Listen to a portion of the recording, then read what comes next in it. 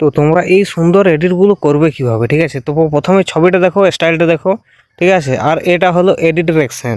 তো বুঝতে পারছো, সাইকেলে চেপে যদি R15 বানাতে পারো তাহলে এটা ইজি ব্যাপার, ঠিক আছে? তো ভিডিও সম্পূর্ণ দেখো। তো প্রথমে আমি ফটোশ্যুটটা নিয়ে নেবো সাইকেলে চাপিয়ে, ঠিক আছে? তো একদম ওকে বলবো স্লো মোশনে একদম দাঁড় করতে। তো আমি এই সময় একটা ছবি তুলে নিলাম, তো এই আমার ছবিটা তো তুলে নিলাম। এখন চলে যাবো ChatGPT, ঠিক আছে? তো আসার পর তোমরা কিন্তু প্রম্পটটা পেস্ট করবে, আর প্রম্পটটা কিন্তু ডিসক্রিপশানে দিয়ে দেবো আমি।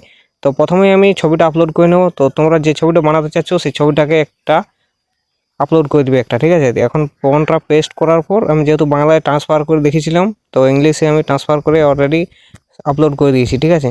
তো কিছু সময় ধৈর্য ধরো, দেখো বাইকটার ফটোটা কিন্তু চলে এসেছে অলরেডি। যে কালার গ্রেডিং কিন্তু আমি করিনি, আমি কিন্তু নর্মালভাবে রেখেছিলাম। তো তোমরা কিন্তু কালার গ্রেডিং করে নেবে, ঠিক আছে? বা আমি ফ্রন্টটাতে দিয়ে দেবো এরকম, ঠিক আছে?